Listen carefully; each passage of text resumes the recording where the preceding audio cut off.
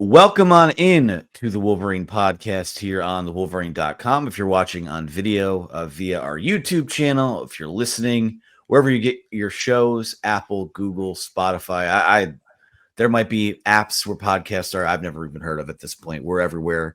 We are back with you on Monday here with a recorded episode, a lot to get to.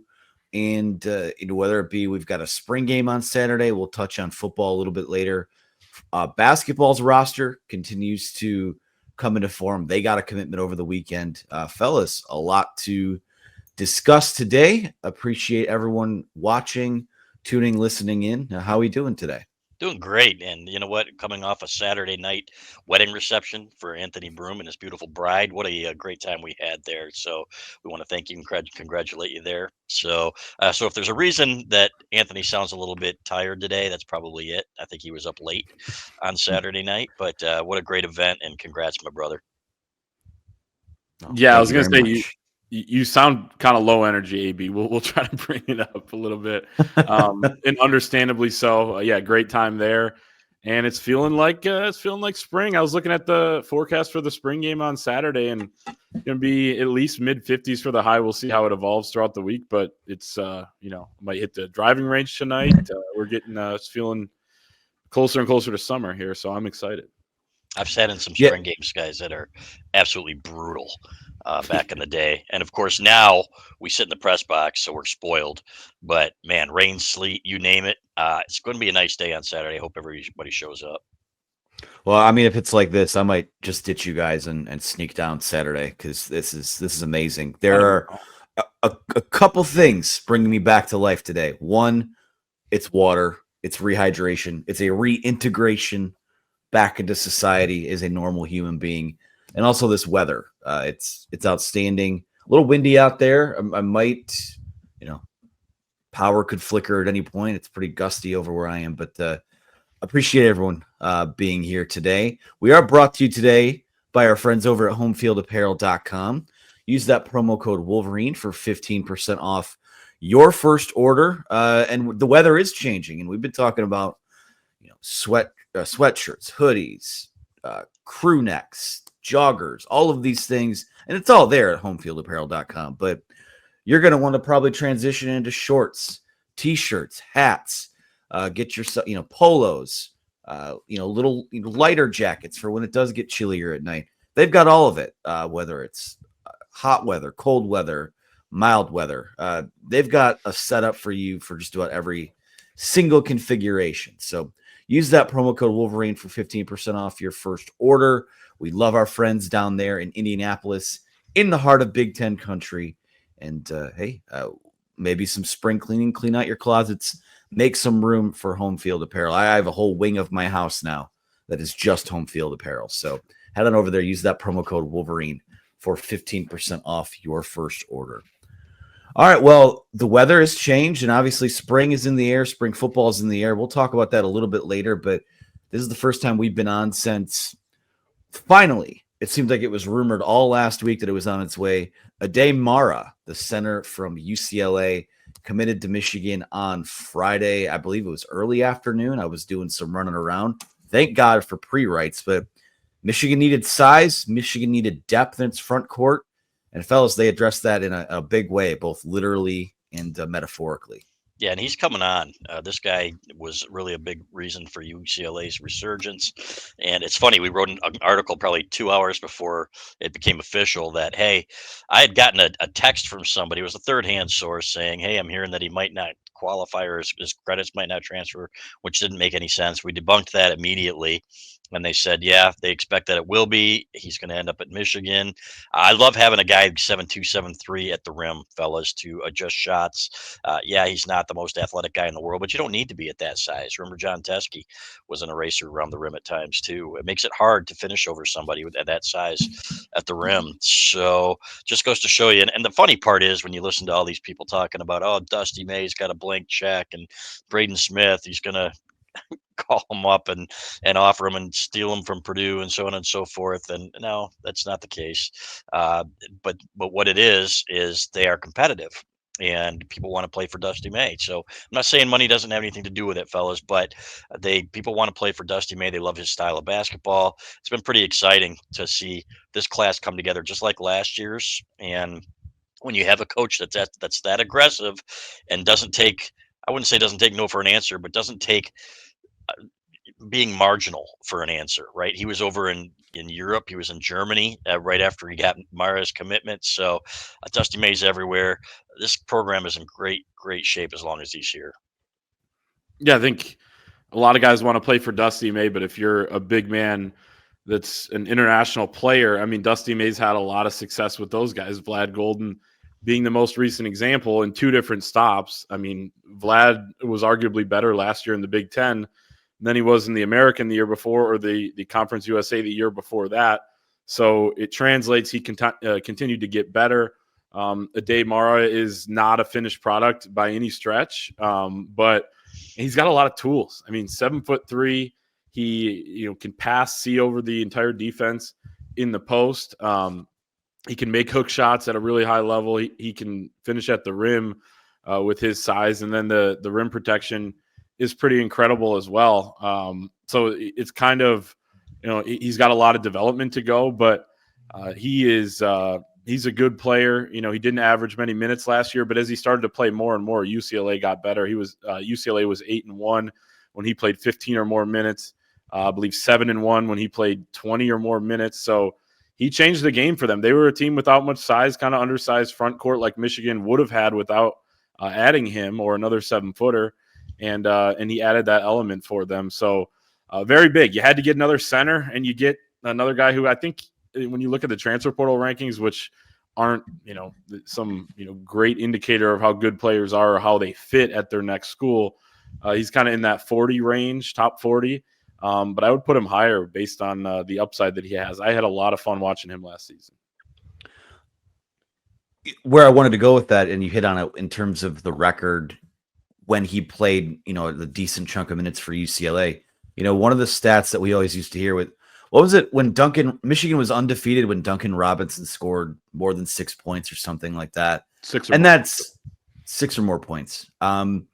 What exactly does that mean for a guy like Mara when you talk about he was 8-1, 7-1 when they played, or when he plays more than 20 minutes? Is it, what does he do well that helped a team like UCLA unlock that next level in terms of what he brought to the table? Yeah, finishing on the pick and roll, right? I saw a lot of that on film. Again, the defensive presence around the rim means a ton, right? Everybody was like, well, Vlad Golden should be a better shot blocker than he was or whatever. And I'm like, well, 2 things. Number 1, he was pretty good. And number 2, when you've got that length and you adjust shots too, I don't think there's an official stat for that, but he really made people adjust their shots at the rim. And I think that's going to be something that he does extremely well. So, and like Clay said, he is far from a finished product. This is a guy whose best basketball is ahead of him. You can tell by his body that he can put some work in the weight room and probably be better off as well.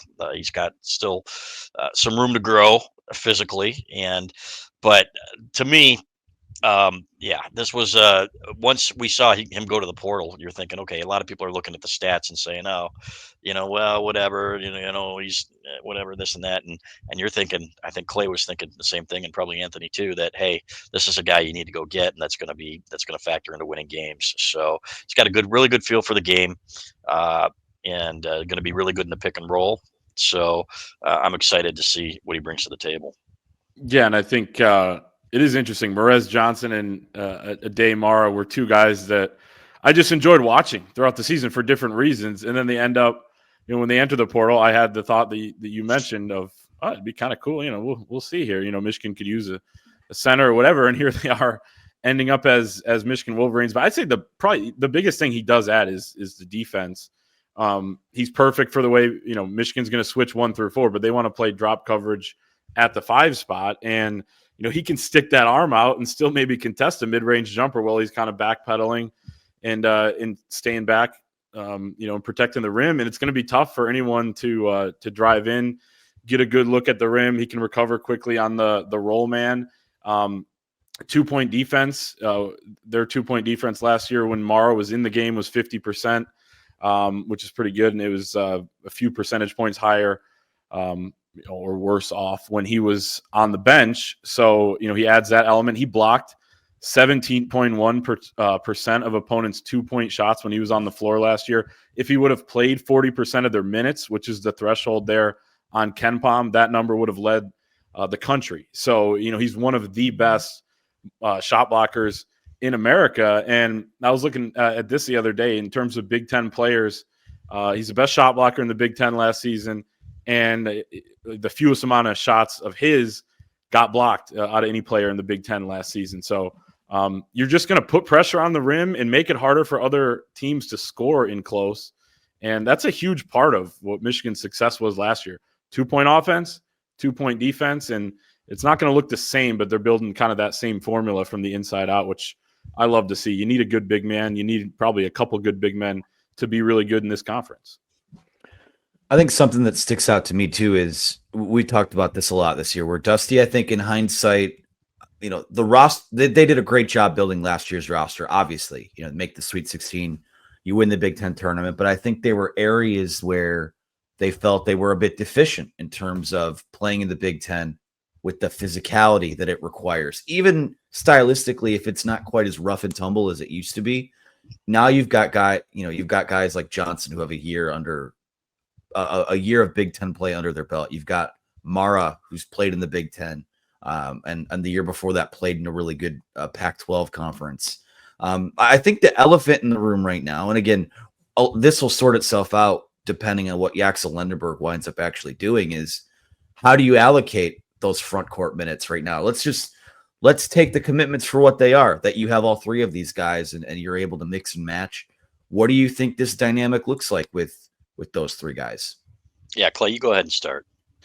Well, I think Yaxel Lendeborg's on the floor a ton. And then I think that Merez Johnson probably starts at the 5, but we'll have to work to earn that spot. And then, it's probably close to 25 minutes for him, close to 20 minutes for Mara. A few of those are overlap minutes. And, the rest you have Lendeborg at the 4. Now, of course, it is a big question mark. I mean, I know it's all hypothetical in April, and I love talking about this, but, he may not be here, right? And then you got to reconfigure everything. You may add somebody else, or you say, okay, it's Oscar Goodman, Will Cheddar at the 4, and then, you overlap Mara and Johnson a little bit, and then those are, your 2 5s. It's still, it's still doable. So, and I'm fascinated to see what they do with the rest of the roster. I think you still need at least another guard. I mean, if Namari Burnett comes back and Roddy Gale Jr. is still there as obviously expected, the wing spots look okay. Maybe you don't have that game changer, but I think you need some more ball handling. But if Lendeborg comes, and then I think your front court's set, and it looks like one of the better ones in the country. Yeah, it's a big if, like you were saying. So, and you wonder, Morris Johnson can shoot the ball a little bit from everything we've heard, and he didn't get to do that at Illinois. They used him as a crasher and more of a residual guy. So you wonder if part of the reason he came here is because Dusty said, hey, I envision maybe a different role for you where you can do a little more scoring. And that's what he said. Remember Danny Wolf, nobody thought that Danny Wolf was going to be playing. And I'm not saying you're going to see a ton of minutes with Mara and Johnson on the floor at the same time, but I do think that Johnson has more to give offensively. So, and that part of the reason that he wanted to move on was to expand that offensive game. So it'll be interesting to see what Dusty has in mind for him. I can't wait to talk to him about that when we get him and hear what he has to say. So still waiting on that Tom Wyrot. We need to get Dusty so we can have all of our questions, off-season questions answered. Where you been? Who you recruiting? How long until you sign this kid or that kid? So I'll say this, though. I think the freshman class. Maybe he'll just tell us like Juwan Howard did that one time. Yeah. A little violation there. Oops. Yeah, exactly. So, but they've got some freshmen coming in, and Trey McKinney and Winters Grady that are going to add to the shooting too. I think they're going to play. They're going to play minutes. Supposed to catch up with Winters Grady here soon and talk to him. But those guys there's going to be a role for them too. So it'll be fascinating to see how this roster comes together. But I like it. And I love the fact that we don't have to worry about somebody making excuses for why the roster sucks, right? We got a guy out there who's making things happen, and this is going to be a good basketball team, in my opinion. Even with if Lenderborg's not there, obviously he raises the ceiling dramatically if he's here. Yeah, and the line or the it's too early to do starting lineups and things like that, but let's do the hypothetical of Lendeborg's here, Namari Burnett comes back.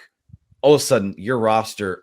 I mean, I think you got a group that already goes 10 deep. I think that you probably do. The one thing that sticks out to me that they still need is they need a true backup point guard or a ball handling guard, because I just don't think they have enough of that yet. But feel pretty good about what you have with Elliot Cadeau, the North Carolina transfer. LJ Kaysen, I think, is, gosh, if John Sanderson was still around, you'd be pretty confident that's a guy that's going to soar going into his second season. I still think he will. Roddy Gale's here. Yeah, potentially have Lendeborg. You've got Mara now. You've got Merez Johnson. You'd have shooting in Amari Burnett. And also, if the best version of what we think this team is, includes Lendeborg, includes Namari Burnett.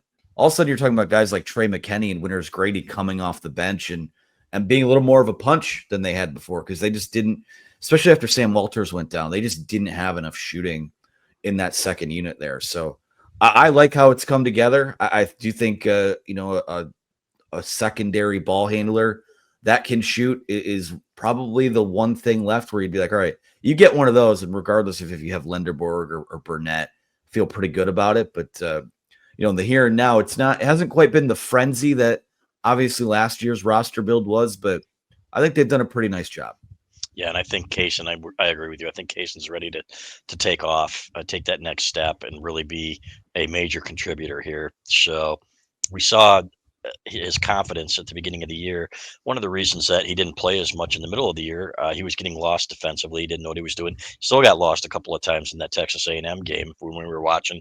Lost some 3-point shooters, but he's only going to get better with time. You could tell he was frustrated in himself at times watching him when he lost a couple of guys. But the confidence in his offensive game, he was not scared to take the ball to the rim. He's not scared to take the big shot. It was a big reason they won that game. Can't wait to see his ascent and what he brings. And I just like the makeup of this team. I like the way they're coached. I love the assistant coaches. It feels right.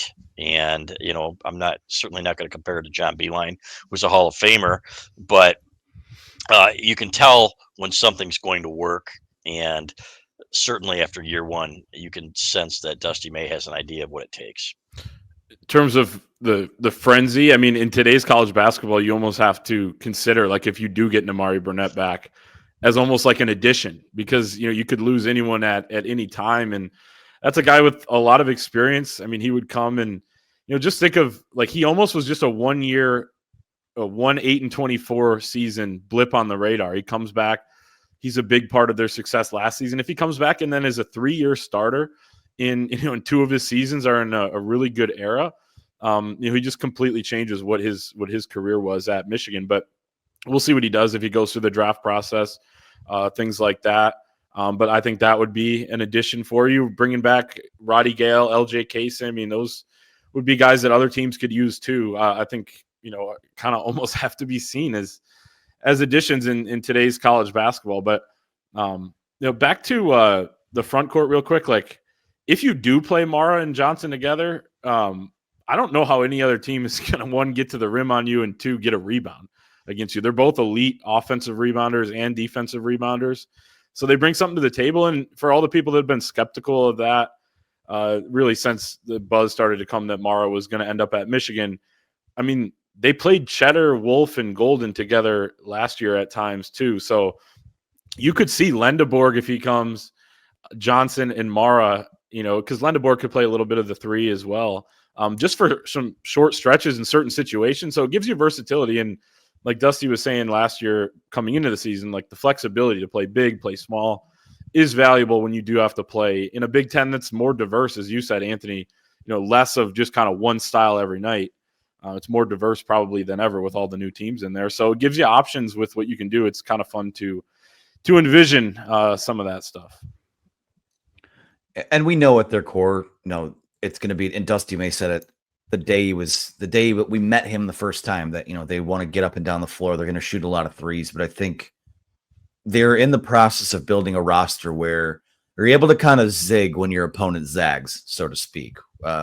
You can play the rough and tumble style. And that's not to say they didn't do a decent job of that this year. I think they won a lot of games in a lot of different ways. Exhibit A, just look at the 3 wins in 3 days they had to win the Big Ten tournament. But to have a roster that, night in and night out is able to have an answer for whatever they throw at you, especially at the rim. I mean, that's incredibly impressive. And, I just think it's impressive in general that your front court could be made up of 3 highly sought after guys who have, at least with their commitments to this point, and I know a couple of them have signed, still waiting on Lendeborg and his decision, but they committed to play at Michigan and with each other, which I think kind of, right now it's a bit of a hypothetical until they're all here, but I think that speaks to the character and the fit and, kind of the connectivity of what they want to bring in here too. So any other thoughts on the roster, hoops in general? I feel like I just feel like there's going to be at least a segment or a big portion of these shows moving forward regarding a very talented and well-coached Michigan basketball program well into the future, which it's kind of a new thing for me on this site, because the last few years were a bit of a slog. Yeah, and really covering the John Beeline era was the most fun that I've had as a Michigan writer. It was everything it was a dream, guys. There were no scandals. There was nothing but first class. It was a first class operation, and it just feels that way again. That's what I said. I'm not worried about Dusty May reaching over and smacking somebody, with all due respect. I'm not worried about him doing anything to embarrass the program. I think this guy is everything that's right. I think he's a great fit, and I think he knows it, which is one of the reasons why when Indiana called, he's like, all right, I'll re-up at Michigan because I love it here. And it just feels so good, guys, to have the program like that to cover. And as an alum to, if I weren't an unbiased journalist, to root for. So, and he's everything that's right with college basketball. We're going to have a great time with this. Yeah, no doubt. I don't think I have anything else. I mean, I think it's going to be the next move will be kind of the interesting one. Probably bring in an international freshman or two, but beyond that, I'm talking transfer portal. What they do next will be interesting, and we will be certainly covering it. And you can check me on dates. Hoops portal closes on the 22nd of April, correct? That sounds right. Yes. Okay. But yeah, then again, the transfer portal, we had football players last cycle saying, "Oh, well, transfer portal doesn't exist. I can do whatever I want." It kind of does. But yes. Hoops portal closes in a little over a week. Moving on to football transfer portal, which opens this week. It will open Wednesday, juxtaposed against Michigan football spring game, obviously coming this Saturday. We've already got news of guys who intend to enter the portal. Jaden McBurrows was the latest on Monday. We had a couple players late last week. The names, again, forgive me, last week feels like forever ago, so you can refresh my memory on who some of those guys are, but nothing too terribly surprising. Nothing, Nico Yamaliava level, certainly, for Michigan percolating here, but portal needs, again, we've been harping on offensive line, wide receiver for a while. I think that they're open to, obviously rounding out their depth in a couple other areas. And also we know that their roster is going to have to be trimmed a bit with these limits coming. So portal opens this week, fellas. What are you keeping an eye on? Offensive line. First and foremost, they need some help there. Everything we've heard, and people could be like, "Oh, well, you guys are glass half empty guys." No, there's a reason that they're still looking, and there are a couple names that are going to surface that you're going to hear Michigan involved with. So they still need to tackle, in my opinion. And you've got the golden goose back there with Bryce Underwood. You've got to protect him. So that's number one. Number two, I wouldn't be surprised at all to see them circle back to a wide receiver. Although it does sound to me like the wide receiver room is exceeding expectations, or at least rising to that level of competency plus, right? Which we have not seen. We didn't see last year for sure. So that needs to be better. And a punter. Definitely need a punter. I hope that they address that. That one worries me a little bit because to me, I understand that there are some guys on the roster, but you got to have a good punter, especially if you've got an offense that with some question marks. So they want to be good in all three phases. That's where they really need to improve.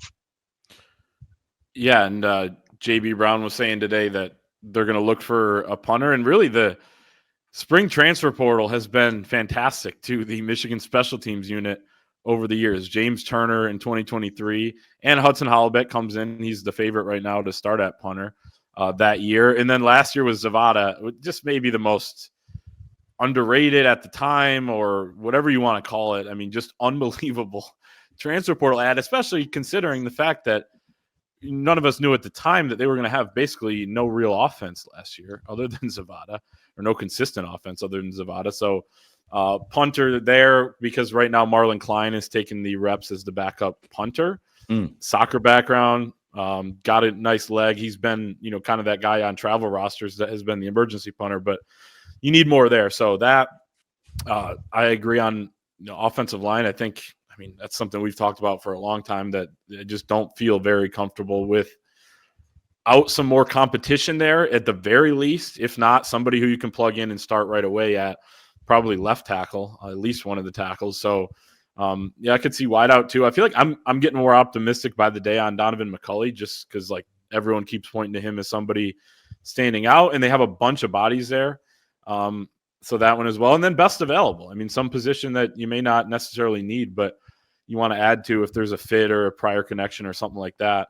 But yeah, the Amorion Walker era, at least for now, is over at Michigan. He goes Michigan, Ole Miss, Michigan, and TBD after that. But man, sometimes there's a reason why you move schools a couple times and you move positions a couple times. Is he didn't have a jersey number this spring. First time I've ever seen that. It's like I don't know what the future will be, but good luck to him, and maybe he will be back though, given his track record. So we'll see. That freak show at receiver that Jim Harbaugh talked about: Tyler Morris, Darius Clemens, and Amorion Walker. I wonder what their career numbers are for those guys. Not very good. And Not great. Yeah, and Walker, one of them corner half the time. Exactly. Yeah. Tyler Morris. Shout out to Tyler Morris in the Rose Bowl. Also shout out, obviously, tore his ACL at Indiana. That sucks. I feel terrible for that guy. Always was good with us. From there, Clayton, I'm with you. I think I'm a little more optimistic on the wideouts, just because, when there were decisions to be made, and, they bring Ron Bellamy back, they address the roster needs in the transfer portal. And, we've talked about recently a lot, truth serum, right? The moves you make kind of being more telling than what is said or what some people might think. I think that by and large on offense, the message that's been sent is, hey, we think with an experienced play caller with gravitas and a track record of developing explosive offenses and a better quarterback room is going to unlock a lot more for the rest of us. And so far, it seems like that might be the case for them. Offensive line is the one area, though, where, you're just looking at that one spot of the team that just kind of screams, I don't even, we'll just call it what it is, deficiency at the moment. And that would be one. So I don't know. I feel like the last few years, they keep hyping the spring transfer portal as that it's going to be crazy. Just wait. You guys wait. It's going to be crazy. And then it's just kind of, these appetizers and filling needs. And again, Michigan's done it in a very shrewd way with like guys like Zavada. And I think James Turner, didn't they add him after the spring as well? Josh Wallace, Amir Hall. So whoever they pick up, you're going to feel pretty good that they're going to contribute. But Wes Walker. Yabioki, wasn't he? He was the August transfer portal. Yeah. Yep. Yeah. 15 days before the season started. That doesn't exist. But yeah. I think you need a quarterback too. This spring. You have to add one. And with Mikey Keene's, health situation in doubt, who knows when you get somebody back, and then you start to think, okay, even if they are back, like what we went through with Jack Tuttle last year, how back are they? How healthy are they? And you only have two right now. You have more guys coaching the quarterbacks than you have healthy quarterbacks. It's great for getting those guys reps in the spring, but it gets dicier as you as you move forward. And what if they have a departure in next week to the portal? I mean, then you only have one. So I think you have to get a quarterback. Whether, you would ideally it'd be somebody who could start if you needed him to. I mean, you have a guy who's the number 1 overall recruit last year that has 4 years of eligibility left. He says he's going to use 3 of them, but that's hard to get somebody in here. We already saw that with the challenge. It was actually kind of amazing looking back that Mikey Keene was willing to sign up for that competition. But yeah, I mean, you need more bodies in there. Chase Herbstreit comes in the summer, but he's another freshman. You can't just have a couple freshmen and one sophomore. No. Yeah, you can't put yourself in a spot where, and again, I'm not putting this energy into the world, but right now you're an injury away from either not having a backup quarterback, well, that regardless, or Jaden Davis started games, or Donovan McCulley. Maybe he has to be your emergency guy, and you don't Russell want Bellamy. that. Yeah, that's horrible, terrible. This ruined my mood. Should have won that Nebraska game that year that he had to get in there, but I don't know what sort of expectation to set for the type of quarterback that can come in. I almost feel like you just need another body. And the thing is that I don't want to say there's a desperation, but if you're looking for a guy who could maybe start games, that comes with a bigger price tag. But then it's probably worth it. Is that as much of a need once Keene does come back healthy? And then, is that the best allocation of assets? So there's a lot to work through. If they can find anyone just to come in and it doesn't matter if they're holding the clipboard, like you need to protect yourself a little bit more there, because you have been ravaged by injury with Davis Warren's injury, Mikey Keene's just before spring ball. So that's probably, it's not even a sneaky need. That is a glaring need at the moment. Yep, I agree 100%. Clay nailed that one, and yeah, I'd love to see Davis Warren come back, pull his Willis Reed, and all of a sudden be ready to go by football season, and he's running. Oh. Yeah, you never know. So, but yeah, that is another area of need. So I fully expect that they are going to go and try to address those, but they have to, guys. They can't go in like last year. They said, well, quarterback, we feel great about what's in the room. And I said all along, no, you need a quarterback. And then this year it's the offensive line for me. You don't want to have those weak links when you have an opportunity. Last year, if you had a really, really good quarterback, for example, I don't know how many more games you win, but I bet it's at least 1 or 2, right? And then you're looking at that season in a completely different light. So you cannot have those deficiencies this year. Yeah, no question. And you mentioned the price tag, Anthony, because I was thinking that too. Okay, if it is somebody who would be good enough to start in a pinch if you needed him to, it's going to cost a decent amount. I think it'd probably be worth it. I mean, depending on the amount and the player, of course, but it's not our money. It's not our money, so of course it's worth it, right?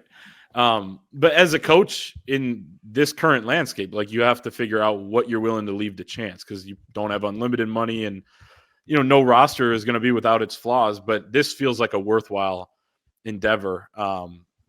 And, so I think that, like, you look at that Brendan Sullivan kid from Iowa who, started games at Northwestern, started games at Iowa, is planning to enter the portal. And then I was thinking, because he can run and stuff, so he could maybe add an element if, even if he's not the starter, red zone packages, things like that.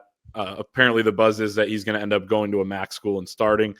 That's not surprising. And then I was just looking up here, that Ryan Brown kid for Purdue that came in and was like, he's from Michigan and all that, transferred to North Carolina. So he probably got paid a decent amount there. But someone like that, it was like mobile and could contribute either way. And you could sell to them, hey, you're going to have a role no matter what.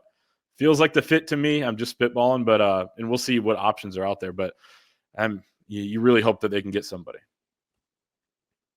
Any other portal thoughts? Spring football. This is a weird one, because despite a big end, the end of the year that they had with wins over Ohio State, Alabama, with Bryce Underwood coming in, this is probably like the least buzzed spring game that I've ever covered going into it. I mean, are you guys feeling the same way? Yeah, and part of that's because, well, you got 2 quarterbacks, right? And you know that they're not going to be hitting, and it's just going to be, it's not going to be televised, right?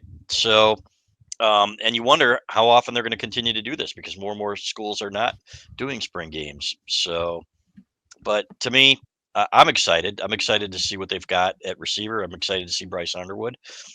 And to me, that's going to be pretty telling as to the direction of this program this year, this team anyway, not the program. I feel good about the direction of the program.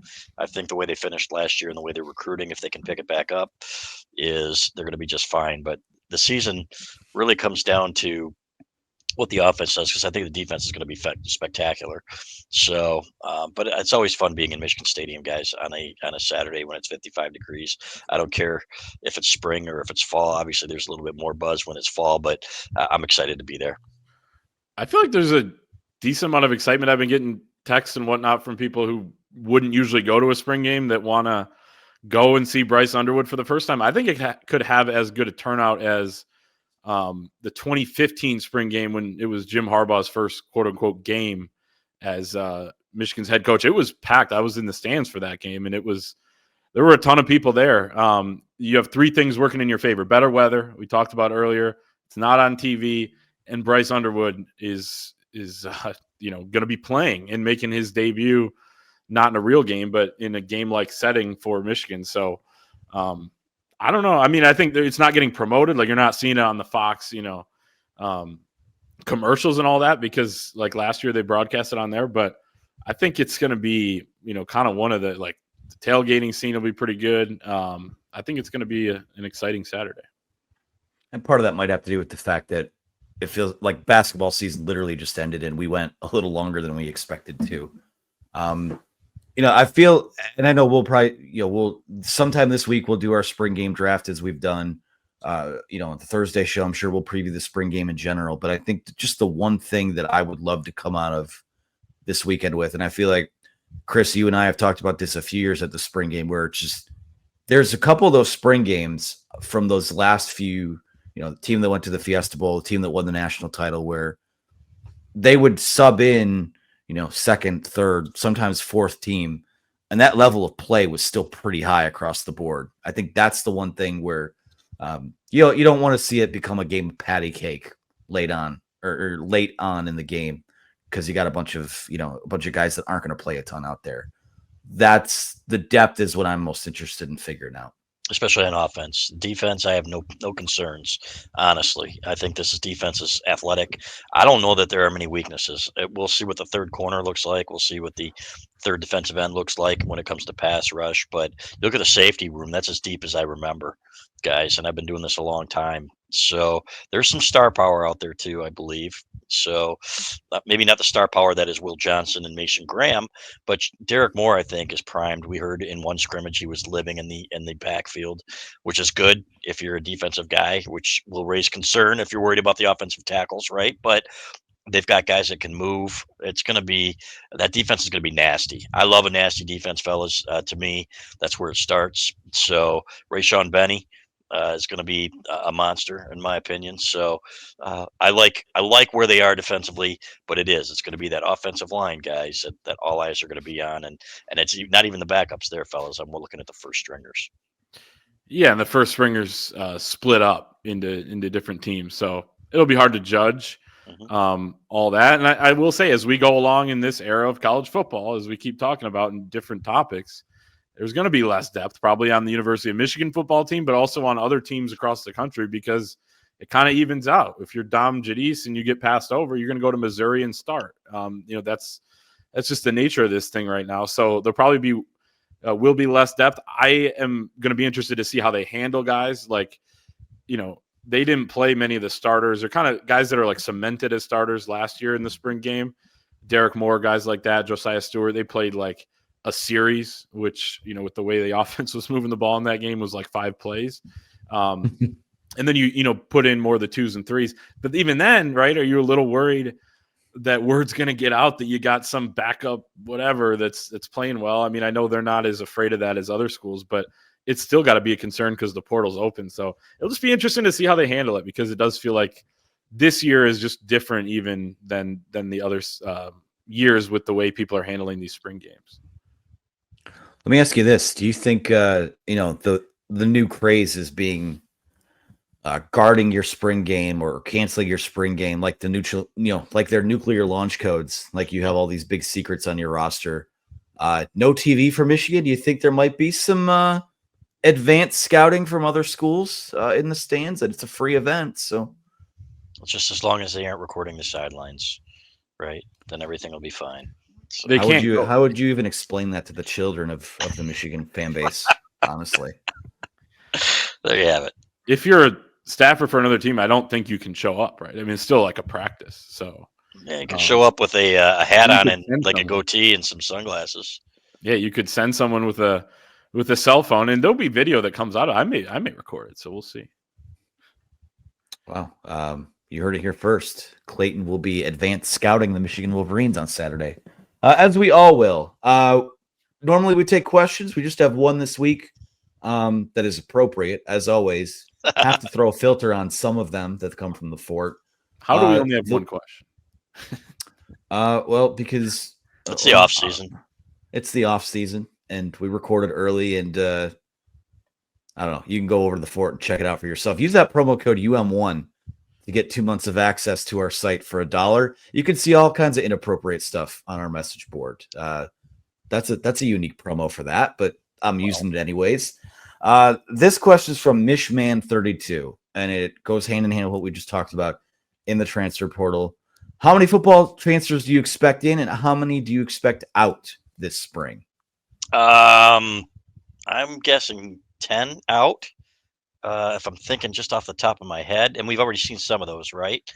I'm thinking about 5. I don't know what are the numbers now? Didn't somebody do recently like a roster breakdown and how many guys were still on there? They got to get to 105. But some guys can be grandfathered in. I don't really. Yeah. I'm so confused by it all. Yeah, So me too. I think I mean, we'll see what the final ruling is, but it doesn't seem like you're going to have to get to 105 this coming year, which is a good thing. I asked JB Brown about that today because it affects his position group more than anybody. Because the guys like Joe Taylor, who I'm sure would have had a spot either way, he said he's their ace on special teams. But guys like that who are allowed to grow in that role of becoming an ace on special teams are walk-ons a lot of times. So it doesn't seem like you're going to have to get down to 105 right away. So you're going to be able to retain some of these walk-ons and other fringe, roster players. But I think there are going to be a lot of guys across the country that are maybe looking for a new home once they do have to get down to 105. And, so there'll be some guys like from bigger schools. You're already seeing it with Michigan that I don't know where what the appeal is for some of them, but we wish them all luck. But yeah, I think, are there 4 that have already announced they're going in? So yeah, I'd say double digits out and probably 5 in, something like that. But we'll see. Yeah, and some guys won't announce right away, but we'll keep an eye on who actually plays Saturday too. That's a good point. So we'll see what happens with all that. Again, I think last I charted it, they were at like 111, but that was before a couple of those guys over the weekend, and we'll re-up that at some point in the next couple of days, I think. But I don't think that's going to be something that, again, like you said, with the house settlement, it seems like that they're easing up on that just a bit for at least this year. So, but yeah, if I had to number it out, it seems like you're going to take a quarterback, probably a wide receiver, offensive lineman. I wouldn't be surprised to see maybe another corner somewhere. Certainly punter. So maybe 10 out, 5 in. Does that sound out of the realm of possibility? I don't know. Nope. No. And they're actually right around like 121 right now with the guys that are, because there's still 4 transfers that are going to come in. Anthony Simpson, Beckham Sunderland, Lawrence Hattar, and Trent Middleton, plus the other transfers coming in, 9 freshmen that will join the team. So they had 111 this spring. Okay, that's where the 111 was from. Yep. So cool. Well, any other thoughts? I think we'll wrap a little early this week, fellas. Let's wrap it up. Go out and enjoy that sunlight. Get to the driving range, Clayton. Yeah, thank you guys for watching. Thanks for hanging out. We'll be back later this week with some more spring football content. Again, use that promo code UM1 for 2 months of access to our site. For $1, a lot of great intel from behind the paywall, inside the fort, all of those types of things. Be sure to like this video, subscribe to our YouTube channel. for more analysis podcasts, recruiting stuff. It's all there. We cover all of it. And also subscribe for audio versions wherever you get your show. So for Chris Ballas, Clayton Safey, and our producer Megan behind the scenes, I'm Anthony Broom. Thank you guys so much for watching. We'll talk to you later this week.